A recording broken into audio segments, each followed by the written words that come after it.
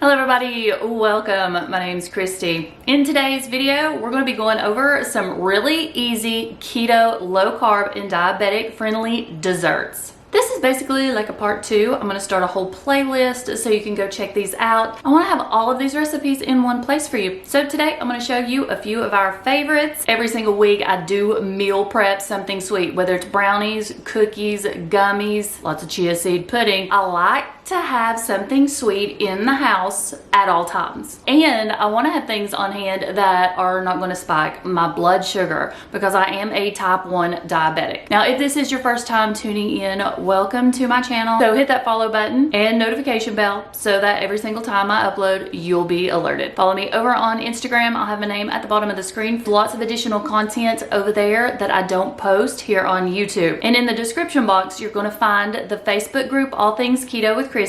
About 29,000 members. It's an amazing place with no keto police. Down in that description box, you're going to find discount codes for lots of keto items. Okay, let's go ahead and get started.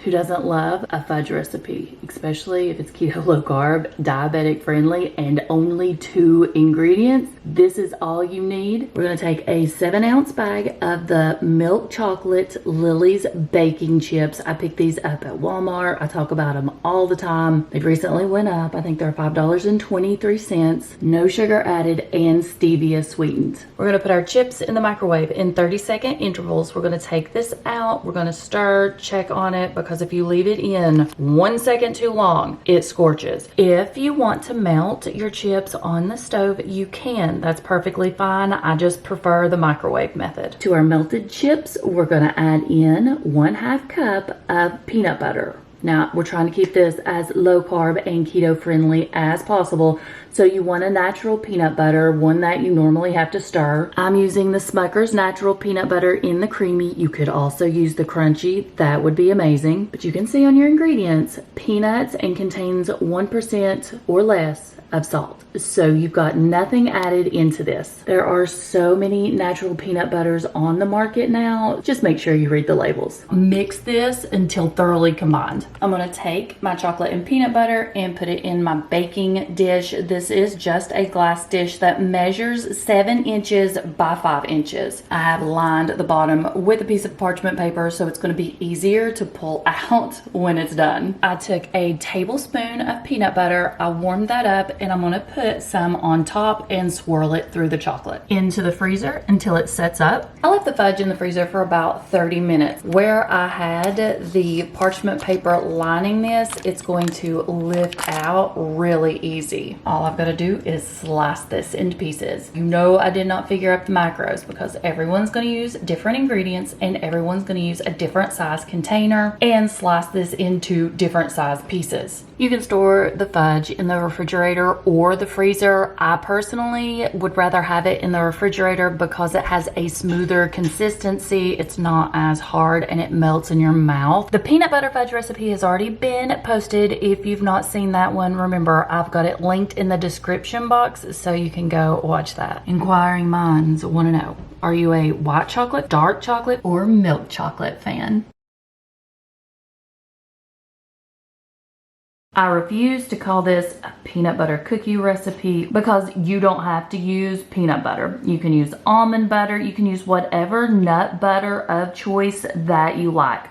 My personal preference though is always going to be peanut butter. You have 4 basic ingredients: nut butter of choice, egg, baking soda, and keto friendly brown sugar. There's tons of these on the market and you can even pick up the Swerve brown at Walmart and multiple different grocery stores. With this being the base recipe, you know how I am. You're going to have endless possibilities. 4 ingredients, but you can add in so much more. Chopped nuts, white chocolate chips, butterscotch, peanut butter chips. Into our bowl, I'm going to add 3/4 cup of brown sugar substitute, 1 egg, 1 teaspoon of baking soda, 1 cup of nut butter. Mix all of your ingredients till thoroughly combined. Now's when the additional options come into play. If you used almond butter, add some almonds to this. You can add shredded coconut, chocolate chips, milk chocolate, dark chocolate. the new raspberry flavored mint chips. You can even add some of the Mike's Mellow. You're gonna be able to throw whatever you want into this recipe. Today, I think I'm just gonna go ahead and divide my cookies into 12 top with an assortment of different chips. All I did was roll them out into balls, and then I flattened them out a little bit so that they are more of a cookie shape. Now into that 350-degree oven for approximately 10 minutes. Once out of the oven, let those cool for a few minutes before you take them off of the pan. As they cool, they are going to harden up some. These are still a soft cookie on the inside, but if you remove these immediately, they're going to fall apart. I want to show you just how soft. If you touch them now, they're a little wiggly. Now that they've had time to cool, you can easily pick these up and eat them just like a normal cookie. Now in the comments below, give me some ideas. What should I put in the next batch of cookies that I bake? I need some help. I feel like I've made these pretty much every way possible. 3-ingredient coconut almond clusters. This is all you're going to need. Baking chips of choice. I'm using Lily's. You can use milk chocolate, dark chocolate. There are so many different chocolate chips that are sugar-free, keto-friendly, and low-carb on the market.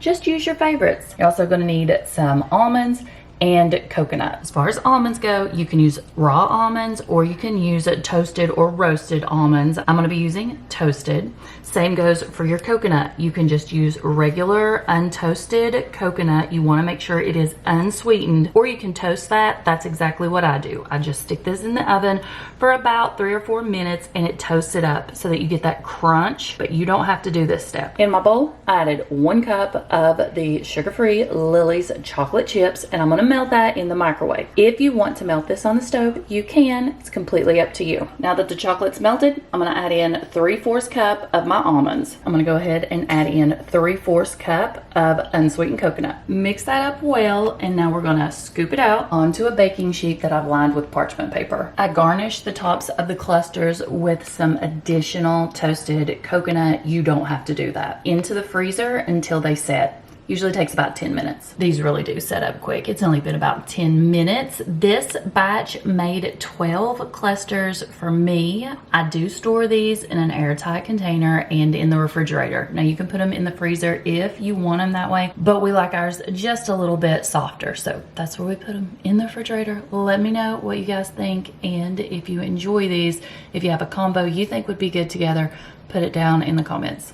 Thanks for watching. I hope you guys have an amazing week, and I'll see you in the next one. Bye.